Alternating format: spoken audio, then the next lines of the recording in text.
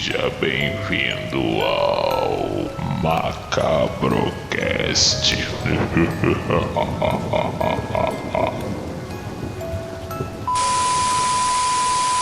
E agora nós vamos falar sobre um slash que só me lembra uma coisa. 1, 2. Ele vem te pegar. 3, 4. Não olhe pra trás. Parceiro, esse aí eu me caguei até pouco tempo atrás. Esse é sinistro demais, cara. Vamos falar sobre o Fred Krueger. Cara, muito foda. E quem vai falar sobre o Fred é Camila. Camila, o que você traz pra gente sobre aquela criatura deformada dos infernos? Então, enquanto eu tenho medo de um boneco de 1 metro de altura correndo por aí com uma faca, eu sou apaixonada pelo Fred Krueger. É o meu filme favorito. Teve até uma treta aqui de quem quer falar do Fred Krueger, porque olha, eu amo de paixão, sou fã, assisti todos os filmes e assistia criança, né? Porque o filme é de 84, então eu, quando passava, eu era muito criança e amava, já assistia. Ele não é bem um gênero, né, slasher, né? Ele tem mais uma pegada sobrenatural, ele tem mais uma pegada das piadas sarcásticas, um humor negro, uma vibe mais inteligente. E o Fred, diferente, eu acho que na linha slasher, o que veio apresentar um pouco de história foi o Myers, né? Mas o Fred não, o Fred tem toda uma história por trás do personagem, né? É um filme, como eu falei, de 84. Aqui no Brasil, ele ficou conhecido, a franquia chamava A Hora do Pesadelo, que lançou aí o Fred Krueger, e contava a história clichêzona aí dos jovens que começam a ser aterrorizados pelo Fred nos sonhos, né, tendo pesadelos com o Fred Krueger. E ali ele faz de um tudo dentro dos pesadelos, né, matando os jovens da vida real. E aí, ao longo dos 6 filmes, você vai descobrindo que a história, né, do Fred, e ele nasceu em 46, então é uma outra época. Ele é fruto de um abuso coletivo que uma freira sofreu trabalhando em um hospício da cidade, né, de Springwood. E aí, quando ela dá à luz, ela coloca ele para adoção. E ele é adotado por um velho que maltrata muito ele.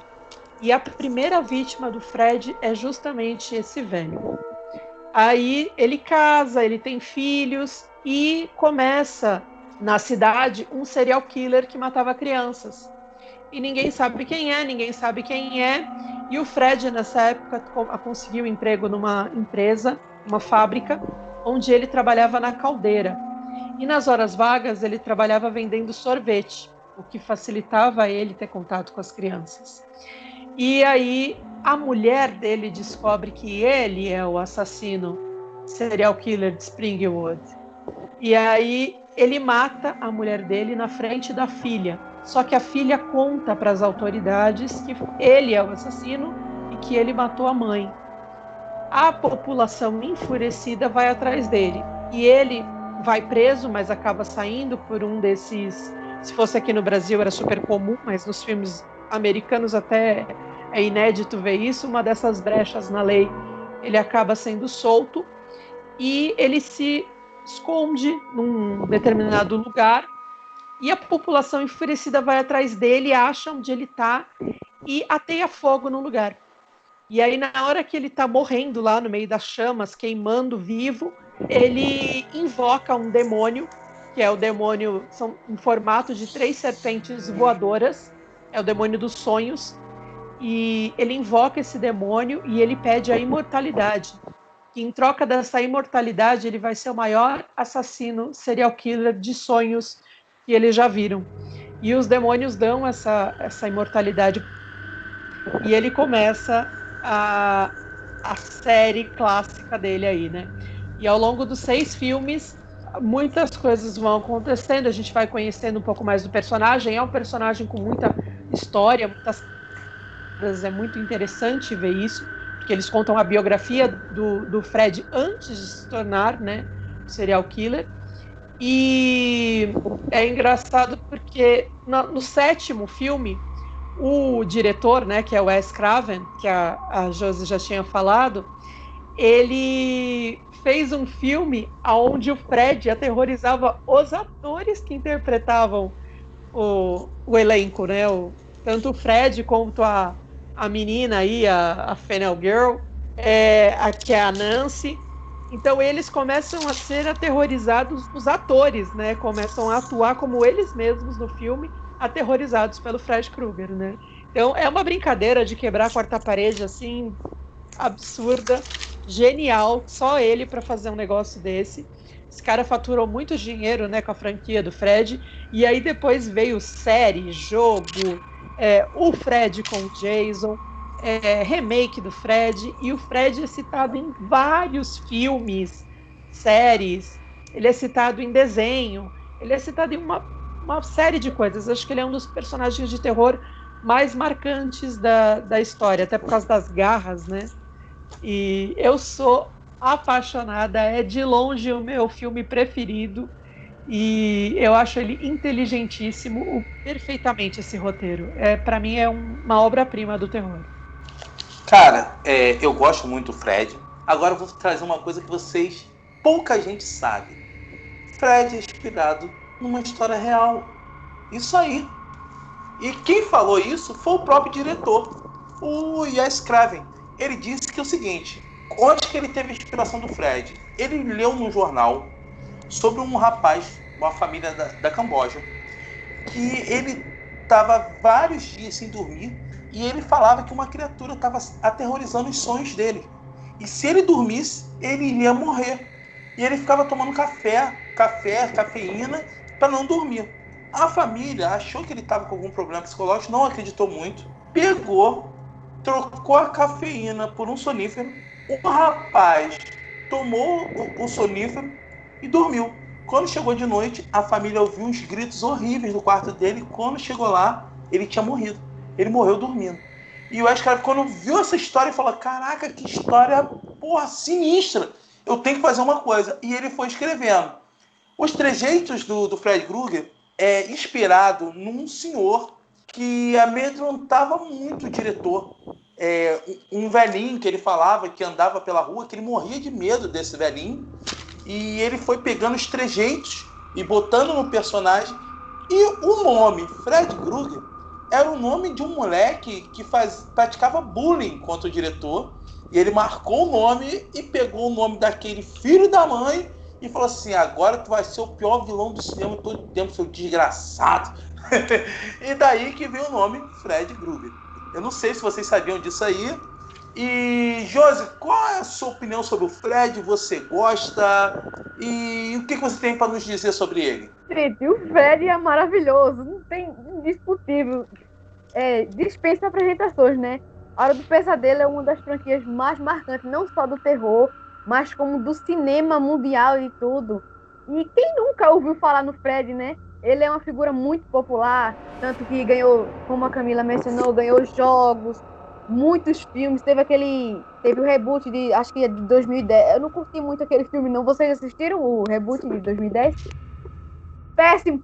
O rosto do Fred, meu Deus, o que fizeram com aquilo. Por isso que os originais são melhores. Ele é anos 80 total. E eu adoro o Fred, eu acho ele muito marcante. As frases de efeito dele, do sarcasmo dele, é incomparável. O Fred é maravilhoso. Teve aquele crossover com o Jason nos anos 90. Tava todo mundo esperando esse filme sair. Foi sensacional, sensacional. É uma obra-prima, realmente uma obra-prima. E você sabia que ele foi inspirado nesse caso real? A primeira parte do que você falou eu sabia, mas essa segunda sobre o nome dele, aí eu não sabia, fiquei sabendo agora. Eu não sabia. Terror macabro também é cultura, gente. E Anderson, a pesquisa foi boa. E Anderson, o que você tem para nos dizer sobre o Fred Krueger? Vou contar uma história pessoal, tá? Como é que eu conheci o Fred Krueger? Quando começou a chegar o famoso videocassete, olha que papo de velho. VHS, lembra? Videocassete. Tem um primo meu também que gosta muito de filme. Tem um primo meu que gosta muito de filme. E quando ele ganhou o videocassete, era numa época que o videocassete estava começando a chegar aqui no Brasil. E o primeiro filme que eu assisti em VHS na minha vida foi A Hora do Pesadelo. Foi o primeiro filme que era inédito para mim. Eu lembro, esse filme me marcou de uma tal maneira, tipo assim, que eu lembro até que, e detalhe, foi de dia que nós assistimos. Nós vimos assim no horário da tarde, aí fechou as cortinas, tal, ficou aquele climinha de cinema e vimos esse filme aí que eu fiquei estarrecido. Esse personagem, eu tive medo dele durante muito tempo. É daquele filme que é aquele tipo de personagem que tu fica assim, caraca, e ele lida com uma coisa muito frágil da gente, o ato de dormir. Quando você está dormindo, você está 100% fragilizado. Você não tem defesa, você não tem nada, você está ali em repouso e é quando ele age. Eu acho isso uma das coisas mais espetaculares e assustadoras em todos os slashes. Porque não é uma pessoa correndo dele, é uma pessoa que está em repouso, entendeu? Em defesa. Então, eu não sei se vocês sabem o nome dele, como a Camila citou, contou a história dele e tal, que essa história foi destrinchada ao longo da franquia, né? Que foi dando todo esse escopo ali pro personagem. O nome dele é Frederick Charles Krueger, né? Que era quando ele era humano ainda, né? E outra coisa também bem curiosa, que a Rua Elm, ela existe, tá? E tem uma coisa muito interessante, foi aonde o Kennedy foi assassinado, a Rua Elm. Isso o diretor sabia, foi proposital, ela foi escolhida propositalmente. E uma outra coisa também bem interessante é que foi o primeiro papel do Johnny Depp, o galãzinho do primeiro filme. Não sei se vocês lembram disso. Jack Sparrow. Foi o primeiro papel da vida dele. Foi o primeiro papel. Olha o sinal de sucesso aí, né? Começou ali. E outra coisa também bem interessante é que a Nancy tem uma cena do filme que ela tá vendo um filme na TV para não dormir. Ela tá vendo o filme Uma Noite Alucinante, do Sam Raimi. Não sei se vocês se recordam disso. Ela tá vendo um clássico do terror dentro do filme. Aí fica aquela metalinguagem ali. E uma curiosidade bem interessante acerca de Robert Englund, né, que é um intérprete do nosso querido Fred, que contam as histórias aí que ele tinha o hábito de almoçar caracterizado. E durante as filmagens de alguns filmes do Fred, ele tinha uma certa frequência de fazer isso para trollar as pessoas. Ele quase matou uma garçonete uma vez no restaurante, porque ele foi caracterizado com a maquiagem, com a roupa normal. Chegou lá, a moça falou, qual o seu pedido? Quando ela virou e olhou a cara do Fred, a mulher infartou. A mulher infartou, caiu do lado dele lá e, pra sorte, ela não morreu. Mas ele gostava de estar encarnado no Fred, porque ele gostava de pregar essas peças. E outra coisa também interessante é que depois disso, o estúdio proibiu ele de sair, porque eles correram risco de processo, né? Porque se aquela mulher tivesse morrido de verdade, ia dar um problema. Aí ele não fez mais isso depois desse grande susto. Mas fala aí, Camila, o que você tem para acrescentar aí pra gente? Não, o Robert Englund, ele é uma página à parte. Eu acho que ele é o crucial para o sucesso do Fred, porque é ele que dá a vida. Não só ele que dá a vida, mas ele é um dos únicos atores que deu a vida ao personagem ao longo de todos os filmes, né? Então aí temos aí quase 30 anos de Fred Krueger e ele ainda é o personagem. Isso aconteceu em poucos outros casos, só em mais 2 outros casos. Continuar a notícia? Parece que ele vai voltar no papel. Está sendo feito um filme, um roteiro, com ele fazendo Fred Krueger novamente. Rezando muito para que isso aconteça. Rezando muito, porque é uma franquia que tudo que vocês falaram, ele tem estilo, o Fred Krueger. Ele tem carisma. Ele é um personagem carismático. Né? Ele é um personagem carismático. Eu adoro esse personagem. Ele é carismático. Você ri do sarcasmo dele. você torce para ele sacanear a vítima antes de matar a vítima, entendeu? Isso faz parte ali do personagem. E esse filme, cara, foi um filme que teve um orçamento relativamente grande para um filme dos anos 80, eles foram quase 2 milhões, isso para a época era um dinheiro considerável, e ele arrecadou aí por volta de 20 mil, só lá, entendeu? Então, gênero de sucesso, e a franquia, por mais que cai em alguns sentidos, mas a franquia foi uma franquia duradoura. Teve muito filme. O Fred vs Jason eu não gostei tanto, assim. Eu acho que ele... É porque o humor do Fred não combina com a apatia do Jason. Eu só acho que então virou um conflito ali no filme, mas é um filme que dá pra você se divertir bastante, matar a saudade. Eu vi esse filme no cinema também na época. E, cara, Fred é o cara. Ele, pra mim, é um dos personagens mais legais desse gênero. E as cenas dele, assim, né, no backstage, caracterizado, são tão famosas que virou meme, né? Tem cena dele fumando com as garras. Você vê que ele tá num banquinho, tipo, hora da gravação, ele tá fumando lá com a garra e pensando na vida. Virou meme isso, que inclusive no Terror Macabro é um meme que brota todo dia no Terror Macabro, esse meme do Fred, né? Tem uma foto também de produção que é bem legal, que aparece ele sentado numa cadeira assim, com uma latinha de Coca-Cola, um fonezinho de Walkman, com o Walkman preso assim na cintura, bem anos 80, assim, o Johnny Depp do lado, a Nancy do outro, cara, muito legal, tipo assim, que é dos bastidores. E né? ele caracterizado. E ele caracterizado, cara, muito legal, cara. As mortes, cara, a gente podia ficar falando aqui, fazer um programa só dele. As mortes são as mortes mais engraçadas e mais criativas do slasher. Vem do nosso que eu diga, né? Aquela morte da cama, ele sendo sugado pela cama e aquela chuva de sangue. Não, e o mais maneiro... Aquela é muito foda. Aquela é muito maneira. O que a gente faz com o celular hoje, ele estava fazendo com a TV. Ele estava deitado na cama com uma TV pequena no colo, vendo TV. É engraçado isso, né? Que a gente a gente faz isso no celular, né? A gente não deita ficar ali olhando pra telinha. Ele tava fazendo uma coisa, só que na proporção da TV ali da época, né? Mas daí as mortes dele, né, são assim, engraçadas e tal, mas você vê que também tem uma pegada, porque na vida real ele matava as crianças incineradas, né, na caldeira. Então, e ele morreu, a maneira que ele morre também é bizarra, né? Ele morre queimado vivo. Se ele molestava as crianças ou se ele só matava, se ele era um pedófilo, coisa. Mas se você parar pra pensar no personagem, isso fica meio dúbio. Eu acho que na época, se eles falassem que ele era pedófilo, ia dar muita treta. Ia dar uma treta, ia ser muito desproporcional. Então eles deixaram ali no subentendido. Será que ele fazia isso mesmo com as crianças? Porque como ele era abusado, né, que depois a gente vê mais pra frente, aí você começa a ligar as coisas, né? Falar, realmente eu acho que ele fazia isso com as crianças também. Ele é um personagem... E pra mim, esse é o mote do negócio, do personagem.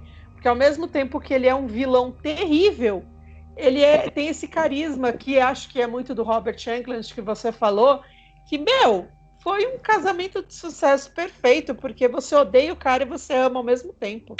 Pra mim é um personagem inigualável. Meu filho, com 8 anos, ele se irmou de sair no carnaval de Fred Krueger. Então corri igual coisa, consegui achar a luva, a máscara e uma camisa listrada igual o Fred Krueger. Só que fez um calor infernal e o coitado do moleque não conseguia ficar muito tempo com a máscara.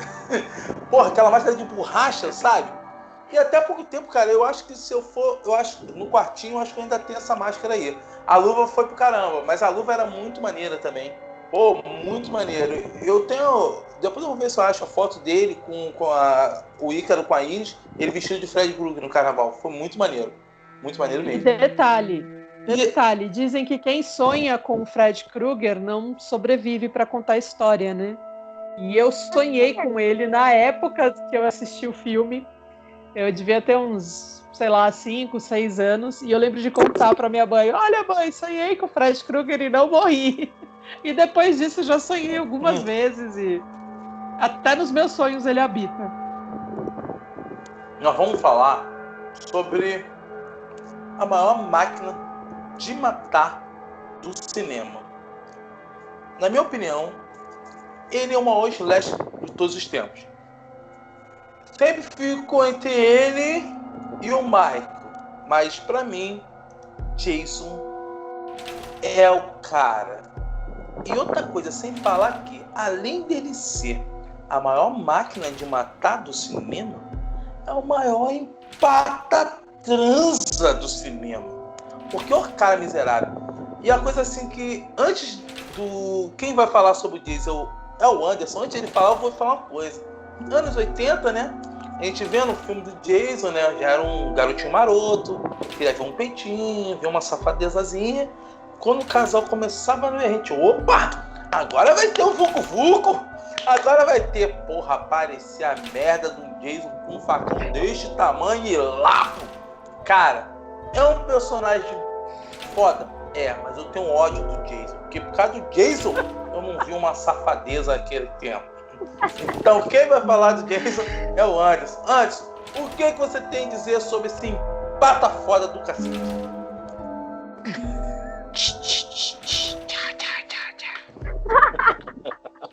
Que porra é Só pra essa? começar. Você não lembra da música? Não lembra dessa música não, cara? Caraca, quando tocava essa musiquinha do Sexta-feira 13, meu filho, já dava aquele trimelique na espinha. Esse filme aí, cara, é outro clássico do slasher. E ele já veio como eu vou dizer, o Halloween já tinha consolidado ali o estilo, né? Veio o Massacre da Serra Elétrica, veio o Halloween em 78. Então, o Jason já veio no gênero. Ele foi o cara assim, vamos fazer um personagem igual no gênero daqueles lá. Ele já veio nessa cola. E o primeiro filme, Sexta-feira 13, ele é de 1980. Ele conta a história lá do acampamento, né, de Crystal Lake, famoso aí, que todo mundo conhece. Que acontece um afogamento de uma criança. Essa criança era o próprio Jason. E, a partir dali, esse acampamento começa a ter algumas mortes. Você descobre no final que quem estava matando todo mundo não era o Jason, era a mãe dele, né? Como um ato de vingança por ter perdido o seu filho. E esse filme, cara, esse primeiro Sexta-feira, ele tem... Eu não sei se é o primeiro jump scare, mas ele tem aquela cena fatídica de quando a Final Girl está indo embora no barco, quem que aparece da água e agarra ela lá, dá o bote nela, o Jason criança. Então eu considero que aquele ali é um dos primeiros jump scares assim, do cinema, que tu fala, porra, tu achou que ia acabar bem, mas não acabou bem. Um plot twist muito grande, né, que ninguém esperava. Sim, é aquele filme que parece que a Final Girl vai se dar bem e ela não se dá. E aí vieram as sequências, né? Foram 12 filmes contando remake, se eu não me engano, contando Jason vs Fred, Jason vai pra Marte, Jason vai a Bangu, tem 300 filmes, mas são 300. Jason vai pra tudo quanto é lugar. Então, Jason, de fato, a gente só vê nessa cena final e a partir do segundo filme, que ele tem um modus operandi ali dele, que ele bota aquela fronha com o olho só aparecendo, remetendo ao jeito que a mãe dele matava no primeiro filme. Tem aquela cena bizarra da cabeça da mãe dele sendo endeusada lá, né? Não sei se vocês lembram que a mãe dele é decapitada, né, pela Final Girl no primeiro filme. Então ele fica ali idolatrando a mãe e dali começa a franquia. Então o Jason característico, vamos assim dizer, que todo mundo conhece, com a máscara de hóquei na frente, ele só aparece do terceiro até o 932 ele tá usando a máscara, mas é a partir do terceiro que acontece. E, cara, esse bate de frente com o nosso querido Fred no quesito mortes bizarras, porque ele mata esses adolescentes dos mortes mais surreais possível. Uma que me marcou, que eu não sei de qual é o filme, que são muitas mortes, claro, né? É uma que o cara tá naquele saco de dormir, sabe o que é aquela bag? Que a pessoa vai, passa o zíper e fica ali, coisa que ele pega a bag, vai andando com o cara debaixo do braço e dá-lhe uma porretada na árvore. Lembra dessa cena? Aí ele Acabou, não precisa fazer mais nada. É só enterrar agora, já tá envelopado. E, cara, é um personagem assim. É um personagem muito marcante, cara. E uma coisa também que a gente tem que destacar é que, assim, ele foi interpretado por muitas pessoas. Mas teve um ator ou dublê, que eu acho que a pessoa não é ator que tá ali, ele é o dublê, porque passar pela quantidade de coisas que aquele personagem passa, o cara tem que ser dublê, acima de tudo, né? Foi o Kane Hodder, que é conhecido aí do fandom do Jason, que ele é o cara que interpretou mais vezes o Jason. E uma curiosidade, esse ator, ele tem o braço todo queimado, de cicatriz, assim, ele quase morreu, porque numa das filmagens de Sexta-feira 13, tem um episódio que eu não lembro qual é agora, que ele está com fogo no Jason, e o ator fez a cena, e ele se queimou de verdade, tanto que depois daquilo ali, ele sofreu, assim, como é que eu vou dizer, ele ficou muito tempo afastado dos filmes, teve que ser substituído até ele se recuperar, que ele ficou com cicatrizes feias mesmo. Quase virou o Fred, né? Literalmente, ele ia fazer uma passagem de personagem, né? Que o braço dele fica uma cicatriz assim enorme, assim, ele fala isso no documentário, falando no documentário sobre a história da Sexta-feira 13, que, cara, não tem mais o que falar. O Jason é o Jason, cara. A pessoa corre e ele anda. Corre e ele anda. E morre. Cara, mais medo que isso, não tem o que falar, cara. Eu queria saber de vocês aí, o que vocês pensam acerca de Jason Voorhees? Cara, assim, o Jason, ele foi quem mais matou na história do cinema, de Slash. Ele matou 151 pessoas. E, assim, além dele não correr, ele se teleporta e é extremamente silencioso. E eu acho que aquele filho da puta ensinou minha mãe. Porque minha mãe era igualzinha a porra do Jason. Que do nada, tu tava lá distraído, fazendo uma merda, minha mãe aparecia assim, pum, só faltava botar a porra da máscara e o facão. E era a porrada no ombro. Parceiro, eu tenho quase certeza que Jason ensinou minha mãe a fazer aquela porra daquele truque do silêncio e de se teleportar. Isso aí é o que eu tenho pra dizer do Jason. Camila, o que você tem a acrescentar sobre Sexta-feira 13, o Empata Transa? Olha, se eu já não levava esse filme a sério, depois desse comentário, nunca mais eu assisto Jason do mesmo jeito. Ai, gente. Olha, eu assisti também todas as franquias, quase todos os filmes. Chegou uma hora que eu parei e falei, chega, não aguento mais, porque, começaram a avacalhar muito o filme, encher muita linguiça, morte repetida, o Jason renascia. Até uma das coisas, né, que o Anderson falou de ser a mãe dele, né, que mata no primeiro filme, é meio absurdo, porque você vê o estilo que ela mata, né? Você fala, nossa, a mulher consegue matar desse jeito. Mas depois eles começam a colocar umas coisas assim que avacalha total o filme. Mas fez parte também da infância, adolescência. Se eu gosto de terror, eu tive que passar pelo Jason. Mas eu acho que o mais intrigante nele é essa coisa de sempre voltar do inferno, né? Nunca vi. Esse cara não morre. É outro que meu pai queria colocar no liquidificador para ver se matava. E é o fato dele ser esse personagem, né? Mascarado e silencioso, né? Que ele não esboça reação nenhuma. Ele aparece realmente do nada e quieto, mudo. É isso que eu gostava no personagem. Mas o filme, e é outro clássico do slasher mesmo, porque tem todos os clichês aí que a Josi citou. Mas, nunca mais eu assisto. Você já não levava mais o filme a sério depois do Fred versus Krueger, aliás, Jason versus Fred, esse de Marte aí, que eu não assisti. Se eu não levava o filme mais a sério, o Peterson tirou o resto de credibilidade que o filme tinha pra mim. E Josi, o que você tem a nos acrescentar do Empata Transa? O Jason é demais, né? Gente, novamente dispensa apresentações. Eu acho que todos os vilões dessa lista são mundialmente famosos. E o Jason, acho que um dos, se não o mais famoso de todos aqui da lista, né? Aquela máscara de hockey é muito marcante, principalmente as mortes. E por ser uma franquia muito extensa, ela tem bastante conhecimento. Também virou personagem de jogo. E é assim, uma franquia muito, realmente muito extensa. E a partir de alguns filmes, a gente vai vendo que o negócio não vai ficando muito bom. É os primeiros mesmo que são os melhores. Como o Anderson falou, no terceiro, que começa aquela máscara de hockey. Que no primeiro não era ele que matava, era a mãe dele, tem aquele plot twist no final. E é uma franquia muito marcante. Eu curto demais, muito mesmo. Eu morria de medo do Jason. Eu acho ele muito cruel mesmo. Aquela morte que o Anderson também mencionou. Nossa Senhora, eu morria de medo. Mas, assim, ele é um marco, com certeza, sem dúvidas. Ele é o cara. Jason, eu adoro ele. E recomendo pra todo mundo. Se tem alguém na face da Terra que não conheça, nunca assistiu Sexta-feira 13, por favor, né, gente? Filme maravilhoso. Isso aí me lembrou, eu tenho um amigo meu, eu não vou dizer aqui o nome da criatura, mas aquele desgraçado era o Jason na vida real. Por quê? O filho da mãe era feio igual a peste negra.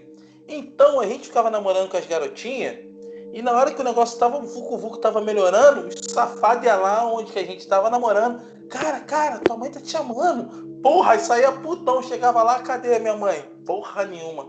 Aquele desgraçado é o verdadeiro Jason. Safado, tu sabe com o que eu tô falando. E essa história foi boa. Cara, o Jason mesmo. Jason empatou muito casal aí nos filmes aí. E outra coisa também interessante é que esse filme já tomou uma proporção diferente dos outros, pelo menos o primeiro. Era um filme que custou $500 mil, que é relativamente baixo, né, um orçamento baixo, e arrecadou quase 40 milhões, cara. Foi um sucesso, assim, surreal, muito grande para a época, E outra curiosidade também é que o Jason, ele normalmente não mata crianças, apesar de ter aquele filme que com Corey Feldman, um dos Corey, que eu não tô lembrando agora, que faz aquele garoto que raspa a cabeça. Lembra desse episódio do Sexta-feira 13? Que ele luta contra o Jason. Vira o Jason depois. E depois ele vira o Jason. Aí depois na continuação já aparece ele adulto, né? É quando a franquia tenta dar um reboot ali, aí se perde. Aí eles ressuscitam ele com um raio, né? Aí tudo volta para o normal, o Jason andando e matando. Dois modos, né? Andar e matar, né? Como dizem, né? O Jason só tem esses dois modos. Andar e matar. E outra coisa também interessante sobre que as pessoas nunca tentaram arrancar a cabeça dele, né? Eu acho que se arrancasse a cabeça dele, eu acho que ele morreria. É uma coisa que nunca foi feita. Não dá essa ideia pro meu pai. O Jason levou nada mais, nada menos que 435 tiros durante a franquia inteira. Foi esfaqueado 106 vezes. Levou 20 machadadas. E ele não morre. Por que não corta a cabeça? Ele é mais fácil, né? Dizem, tem duas versões de como matar o Fred. O Jason. Jason, pelo amor de Deus. Duas maneiras de matar o Jason. O Fred não. Uma seria afogado em Crystal Lake, que acho que em um dos filmes é abordado essa versão. E a segunda versão é aquela do Jason vai pro inferno, que eles criam uma história que tem uma espécie de um verme demoníaco que fica no coração dele, que o coração dele precisa ser tirado. É uma história absurda demais, mas é uma das duas versões. Seria tirando o coração dele por um parente, tanto que tem num dos filmes aparece uma menina que poderia ser irmã dele, mas não por parte de mãe, era um irmão por parte de pai, porque ele tem pai e mãe, Jason. Ele não é o fruto do além. Ele não é fruto do além. Ele não é fruto do além. Ele tem pai e mãe.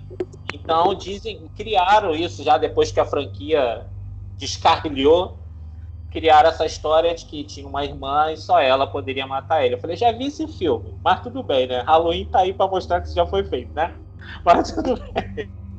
Isso é isso, cara. É uma franquia realmente que tem tem mais o que falar. O Jason é o Jason e é o que mais matou de todos eles. Isso aí, galera. Ó, cara, foi muito maneiro esse programa. Foi um programa prazeroso de se fazer. E assim, espero que vocês gostem. Não esqueçam de deixar seu like, se inscrever no grupo Terror Macabro Brasil no Facebook, se inscrever aqui no canal e também ir lá no Instagram, que é o Pipoca e Música também. Vamos lá, galera, vamos curtir, cara, resenhas maravilhosas de filme, umas histórias de música também muito maneira. Cara, é muito legal o Instagram dela. Eu tô me despedindo aqui, espero que vocês gostem. Quem vai dar agora o seu alô final é o Anderson. Anderson, se despede da galera e até a próxima. E é isso aí, agradecendo mais uma participação do programa. Foi bom reviver essas histórias aí de medos e de alegrias relacionadas ao slasher, que é um gênero bem legal aí, que foi bem torturado nos anos 80. E como eu sempre falo, se não conhece, porra atrás. Tem aí nos streamings, nos YouTubes da vida, você acha todos esses filmes que a gente citou aqui, desses personagens aí maravilhosos. Camila? Bom, eu quero agradecer por ter participado desse programa, com esse tema. Eu acho que todo mundo que gosta de terror e que aprecia o gênero, a gente principalmente, que é aficionado por isso, a gente passou por essa fase slash, não tem como não conhecer esses personagens. Acho que a gente falou do suprassumo mesmo do terror. E agradecer, pedir para se inscrever no Terror Macabro. Vamos fazer a nossa família macabra aí crescer. E vamos espalhar o terror por aí, gente. Provar que terror não é cultura também. Tirar essa coisa pesada do terror e tirar esse preconceito do terror. Vamos espalhar o terror por aí, gente. Josi? Eu queria muito agradecer ao Peterson que me convidou a participar. Eu não estava nem esperando, gente. É a minha primeira participação aqui. Espero que vocês gostem. Eu posso participar outras vezes, se vocês quiserem. Eu gostei muito, muito mesmo. Me diverti bastante gravando com vocês. E o tema de hoje foi excelente. Um tema que acho que todo mundo deve conhecer. E o pessoal vai se familiarizar muito com o que a gente falou aqui. Foi maravilhoso, gente, o papo de hoje. Eu adorei gravar com vocês. Até a próxima. Deixe seu joinha, compartilhe com o seu amigo. Se não gostar do canal, compartilhe com aquele safado que tu não gosta. Fui, galera. Até a próxima.